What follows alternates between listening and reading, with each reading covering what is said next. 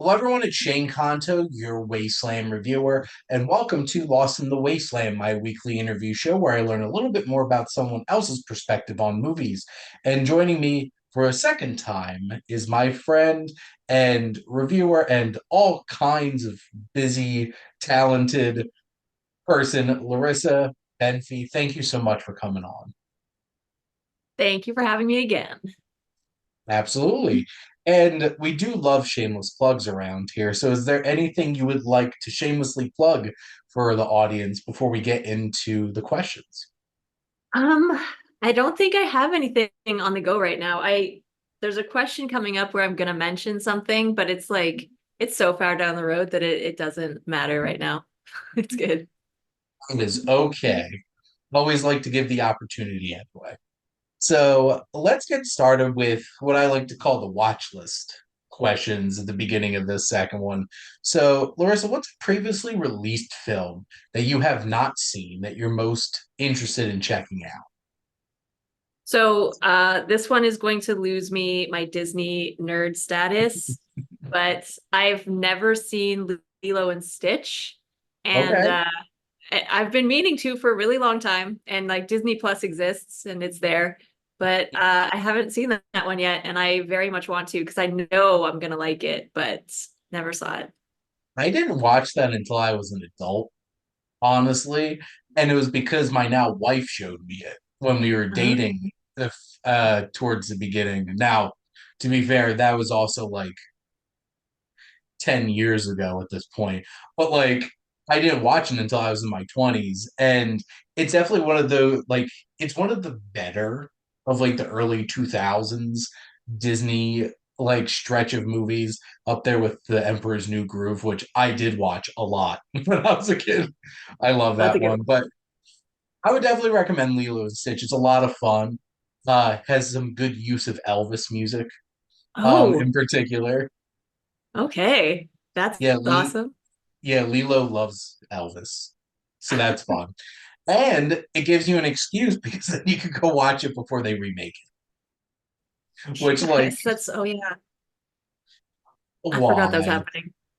The Yeah. only one that I'm more perplexed by them remaking in live action is why are they making a Moana remake not even 10 years after it came out?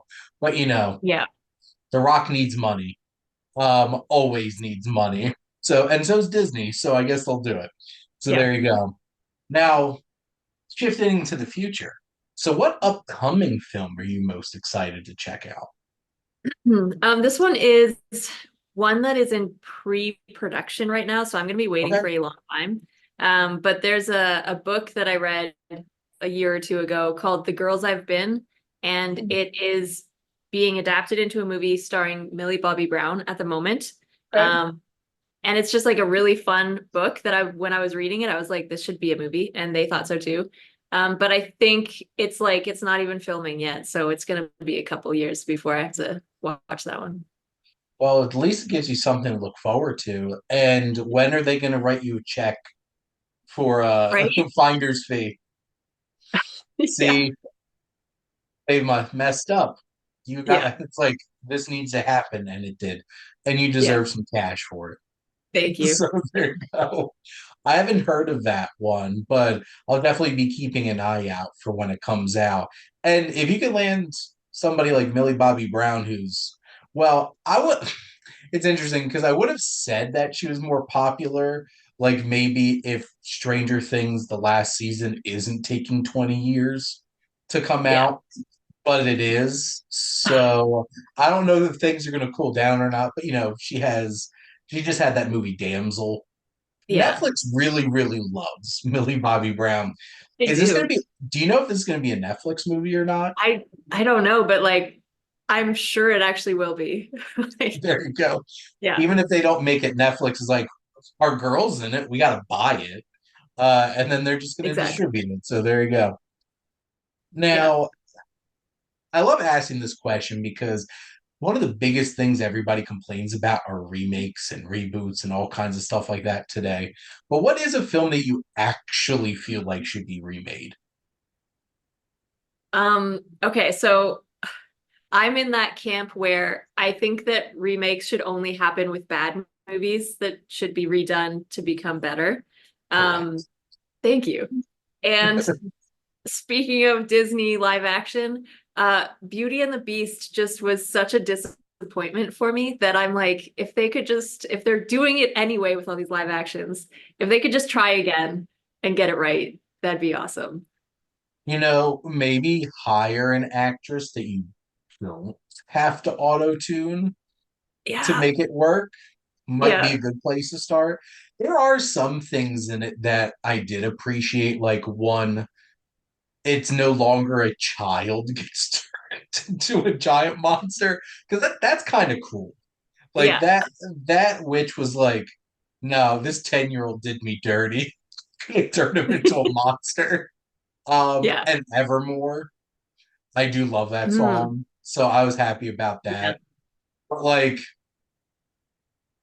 probably the only thing that I might actually enjoy more in the live action one than the original is, God, I loved Gaston and LeFou. Yes.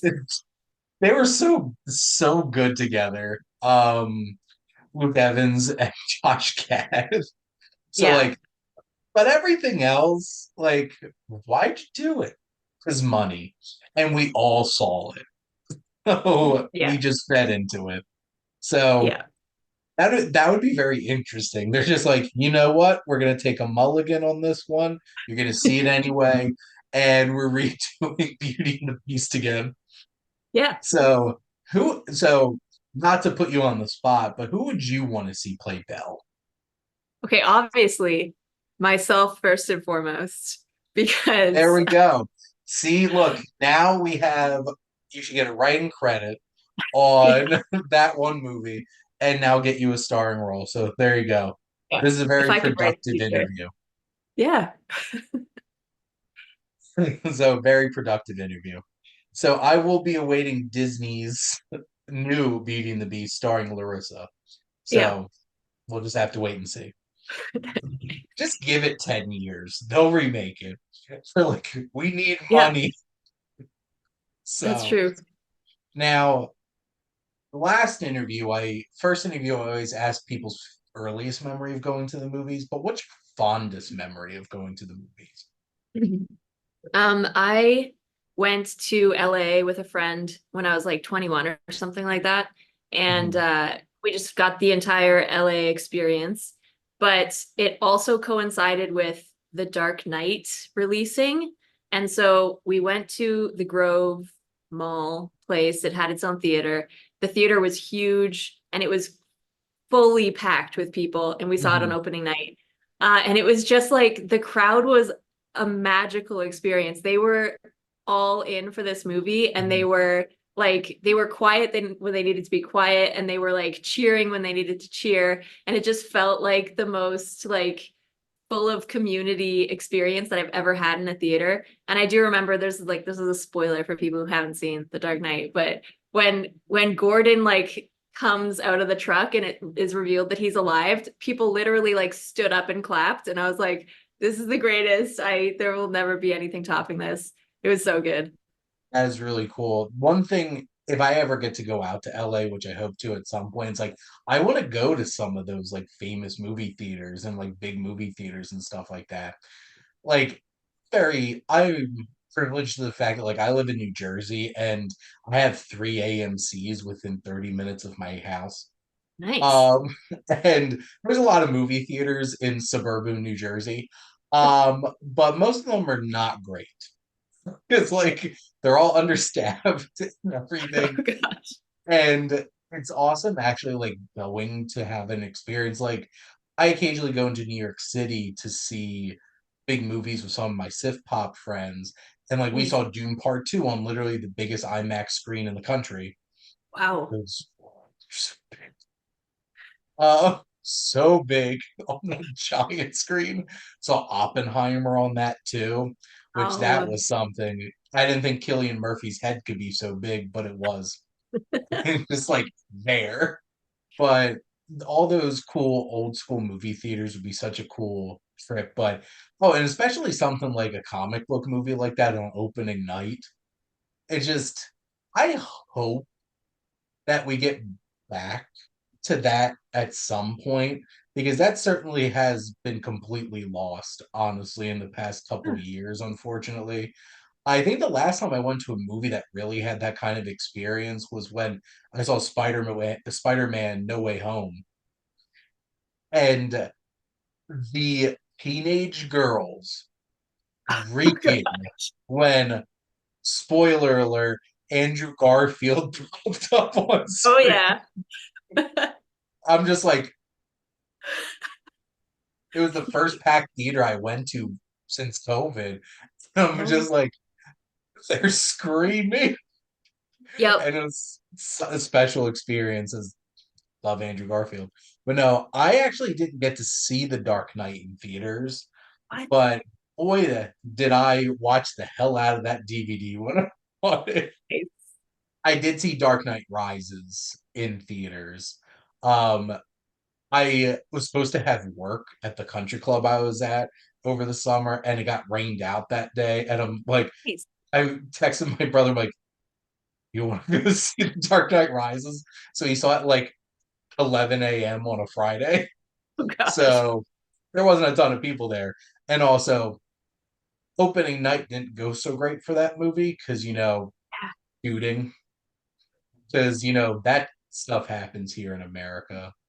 Ugh, yeah. It's ruining everything.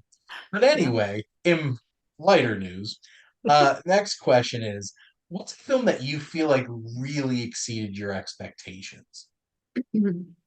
Um, I think like a recent one would be sort of recent, The Accountant, with Ben Affleck. Yep. Um, I think I went into it pretty blind. I was just like, there's an accountant, great. And so the fact that it was like action thriller, Mm. well written, all these things, that was really awesome. And then also the like autism representation in that movie was like better than most I've seen recently. And this is like 7 years ago or something. So there was so many good things about it that it became one of my favorite movies and therefore exceeded my expectations. It's interesting because, like, I know you have autism, and my wife works with kids on autism spectrum. And so, like, anything that I watch that has characters who have autism, like, she's obviously, like, really honed in on it. And I remember seeing The Accountant and just being like, like, obviously, I do not have autism, but I'm, like, sitting there thinking, like, it's definitely like seems very on point for like very specific behaviors and like the stimming and everything, especially Mhm. with like him like the rubbing and just blasting this like heavy metal music. Yeah. And also I appreciated his efficiency, to be honest, because if I was single, I could also get by with one bowl and one set of utensils. Yeah. I was like, this guy knows what he's doing. It's just like you clean it afterwards, and then you move on with your life. Put it in the drying rack, and then you're ready for later. But no, I really like. I was pretty blown away by that, and it got such middling reviews. I'm like, you all don't know how to have fun. And I'm Yes. still waiting for The Accountant too, because I want to see Ben Affleck and John Bernthal teaming up, brother and brother. Which also, spoiler alert for The Accountant that came out like 8 years ago, I think it is at this point. Yeah. So I think it's in development. I heard, yeah. Yeah, so hopefully it comes out sooner rather than later. Everybody's gonna be like, there was an accountant before this when we see the accountant too. Yeah. So it's like this is what happens Yeah. when you release a sequel to under the radar film 10 years later. Yeah. But hopefully we get it. Yeah. Now I know you're a writer, and this is a hard question for some people because not everybody really likes to read like some I guess don't like to read a whole lot. But what's a written work besides the one that you mentioned earlier, which is actually getting turned into a film? What's a written work that you would love to see turned into a film? Okay, so this is the one where like my real answer is the novel that I'm working on would like Nice.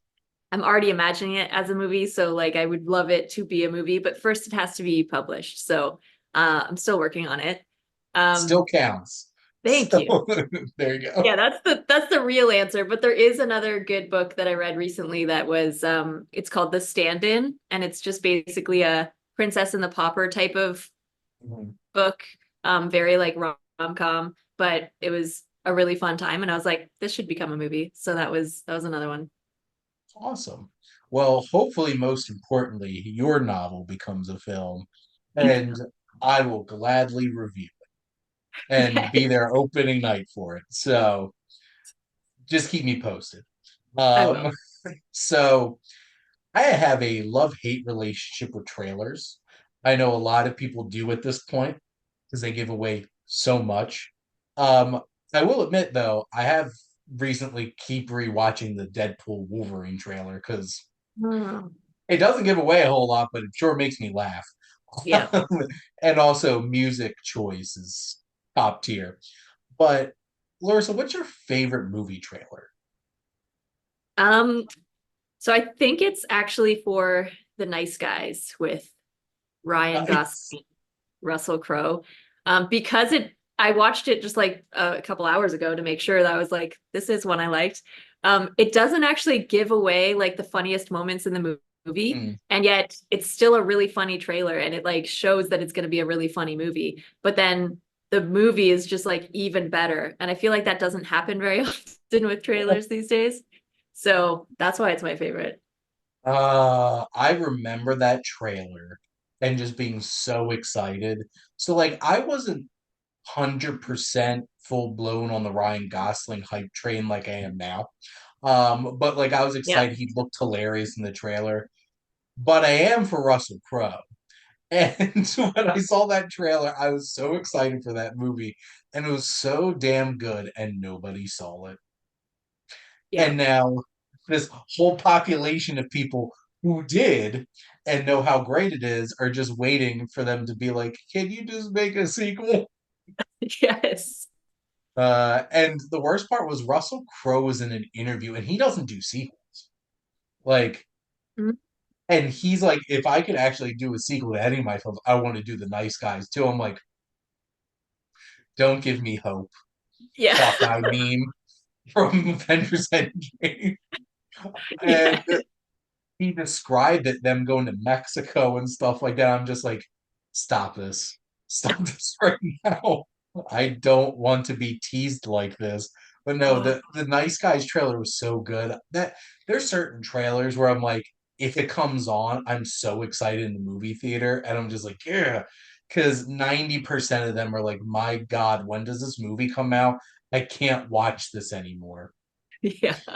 And it's like I've watched this trailer like 20 times in theaters, and especially Yeah. the ones that they release the trailers like a year in advance. I'm like, don't do Uh, this to me. It's yeah. gonna be forever. Well, let's put into the universe good vibes that we get a Nice Guys too. And That'd be hopefully awesome. that trailer is just as great. Yes. So, the internet would blow up if they announced that and they drop a trailer. I would freak out. Now, shifting gears to talking a little bit about music when it relates to movies. Now, Mhm. thinking about like actual songs that you pick, like a filmmaker picks and puts into a film, what's your favorite use of a song in a movie?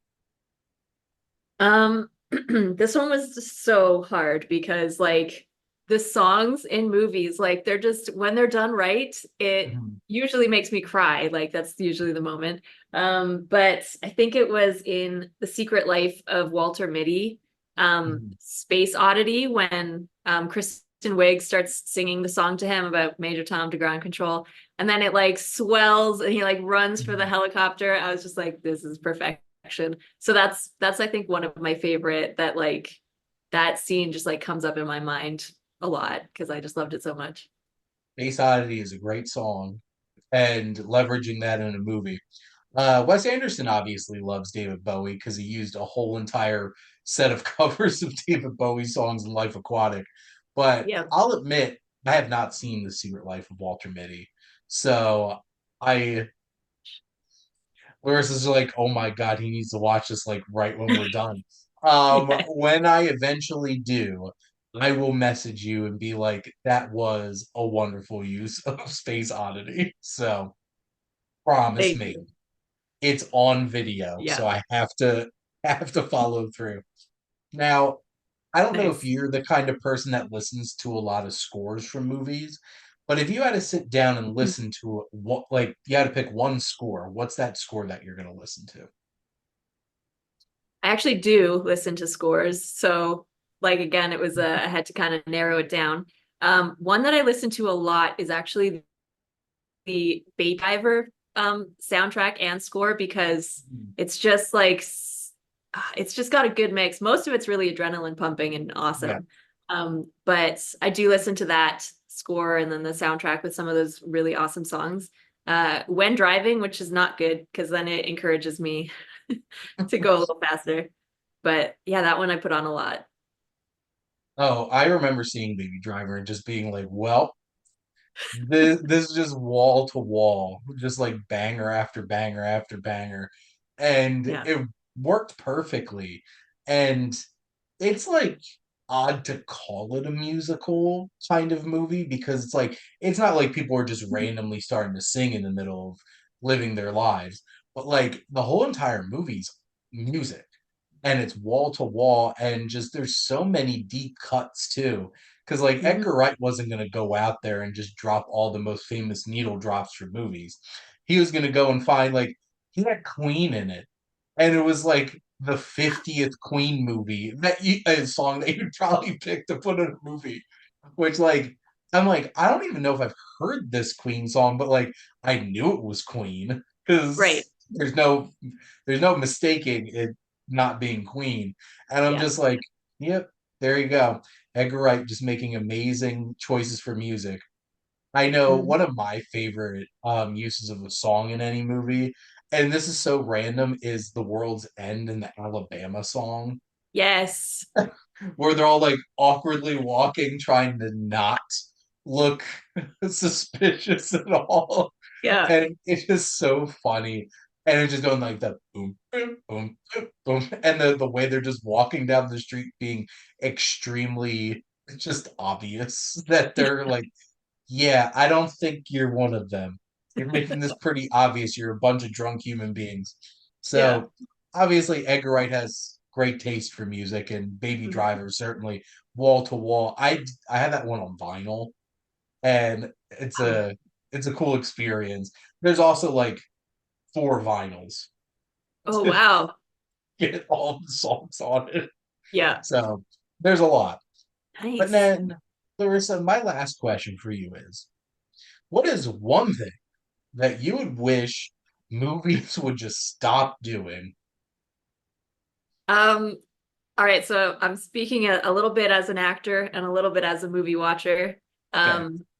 Um, and my taste in movies is definitely like leans towards action, thriller, Mm, sci-fi, those kinds of things. So I know that I've got a bias and stuff, but I'm tired of having almost completely male casts with like two female characters. When the characters could be any gender and it doesn't matter because usually it has nothing to do with the plot. So mhm. I would really like them to stop having so many roles for male actors so that people like me can have more really cool parts to play. Um, it is changing and stuff and there's like, you know, there's all girl action movies and whatever, but yeah, just like an equal amount of male and female characters in movies would be awesome to see. Well, yeah, that's and like what you brought up there at the end too. It's more of like, hey, representation. Look, we're gonna sell this as like, hey, it's all women. And just like that's not exactly what Yeah. people were asking for. Yeah. And then it just feels shameless Yeah. at that point. But, when they could have done something like that, all the way back in like 1978 with a film like Alien, where it's Right. like Ripley didn't need to be a man or a woman. And technically, I guess it was written for a man. And then Sigourney Weaver just, killed it. And Yeah. obviously, how that character evolved in the second film and dealing with like motherhood and stuff like that, they started Yeah. leaning into that a little bit more. But like, almost the whole crew. could have just been whichever gender, and it had a decent mix for something that came out, in 1978. Yeah. And it's just like you would imagine that wouldn't be a problem today, but I Uh-huh. guess it still is. Which, you know, there are certainly a lot of action films that are just like men, dudes everywhere. Hmm. And I'll admit, I'm a humongous fan of the John Wick movies. And for Mm, the most part, it's very masculine. It's a very masculine vibe. There's a lot yeah. of men. Yeah. And occasionally you'll get a cool female character thrown in there. Halle Berry and her dogs, or one of my new favorite pop stars, Rina Sawayama, because I loved Oh, her in the fourth one, nice. and she was really cool, being like the one of two female characters that actually get lines in the movie Yeah. consistently. Well, I guess three, but it's also a 3 hour movie, and there was a lot of characters in it. Oh So man. I definitely under I definitely get where you're coming from with that. And maybe someday, hopefully. Yeah. It's like it's like you can do math. You can literally just look at data and just be like, yeah, this isn't great. I watched a whole entire documentary about representation of women in film and television. And it was so interesting because this documentary came out right before like the renaissance of FX. Because Oh, I feel like a lot of people remember FX as like Nip Tuck and like stuff like that. And then yeah. you look at FX today and it's queer, it's weird, it's all over the place. There's all Yeah. kind of like what we do in the shadows, reservation dogs, and now it's making me sad because they're all ending. But the the person who ran FX looked at the data and it showed they were the worst in terms of female representation in television. Ooh. The worst. And he's like, we just need to do better. And then he just, decided to hire more women and just did it. Wow. What a And I'm crazy like, idea. and I'm like, it is that easy, I guess.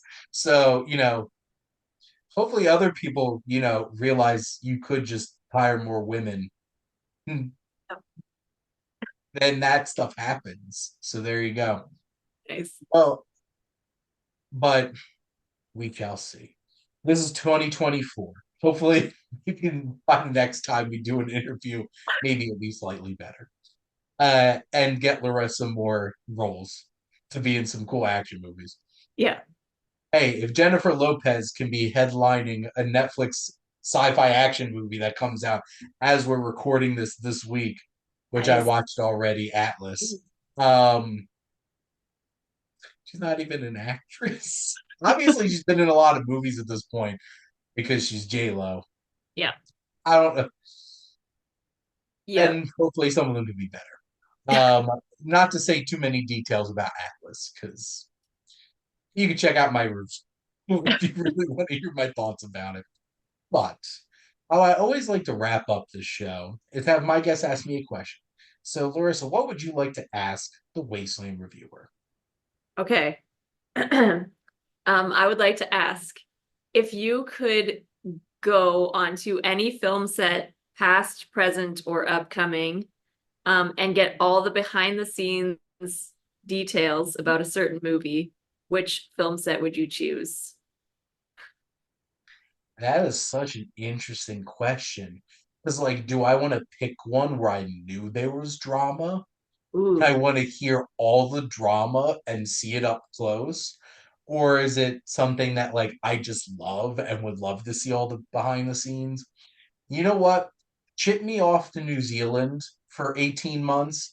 I want to spend the whole entire time watching them make Lord of the Rings. Because I used to watch all kinds of documentary, like behind the scenes documentaries and looking at all these giant models and stuff like that. That would be amazing. I would love a vacation to New Zealand in the past and just watch them make Lord of the Rings. Because that's one, actually amazing. they're my favorite movies, period. And also, like, I would take a trip to New Zealand. Um, it's a beautiful place, as I saw in Lord of the Rings. Um, but when they still made Middle Earth films and stuff on locations, Yeah. I'm talking about you, the Hobbit movies. All the most beautiful green screens in New Zealand, as I stole that joke from Honest Trailers. Oh, nice. So I'm gonna give some credit there. But no, Lord of the Rings, that would be so cool. Probably a close second for the drama would be The Godfather. But like Oh, after watching The Offer, that show on Paramount Plus, I'm just like, this must have been wild. That would have been an interesting thing. I'm like, there's actual mobsters getting involved oh wow. in the behind the scenes of this movie because they're like, don't make us look bad. Oh gosh. And it's just like those are not the kind of people you want to get mad at you. Yep. Um, but no, Lord of the Rings would definitely be my number one. That's a great question. That's a fun question. I would say Fury Road, but I would not want to go out into Sudan for 9 months in the desert and watch maybe Charlize Theron and Tom Hardy almost murder each other. That Yeah. probably wouldn't be my most ideal situation. Love that film though. But no, I would definitely go to New Zealand and watch them make Lord of the Rings for sure. Nice. That's a good choice because I've like it just sounds like they had such a fun time making it. So I feel like it'd be amazing. They're friends for life. Those Yeah. hobbits still hang out all the Yeah. time. Oh my God. They just seem like so much fun as friends, the four of them. That whole I don't know if you've watched the whole bunch of stuff that they did together, but like Dominic Moynihan, I think, was interviewing Elijah Wood, and it's like, Oh, why do you wear wigs? oh Would yeah. would you wear wigs? Because it seems like they had a blast, and Yeah. we love that. They're really thinking, you know what, this could crash and burn. We're filming all three of these at the same time. And little did they know they made one of the biggest franchises in the history of film. And Hmm. I would say the greatest fantasy films of all time. That now, for the past 25 years, every other fantasy film or show has been chasing after, except for maybe Game of Thrones. So now every fantasy film or show is chasing after either Game of Thrones or Lord of the Rings. It just Yep. depends on how much nudity and violence they want to have in it, I guess. They could go the Game of Thrones route for that one. But Larissa, this was so much fun, as always. Thank you so much for coming on and chatting movies with me. Oh, thank you again. It was amazing. And thank all of you out there for always tuning in and supporting your Wasteland Review.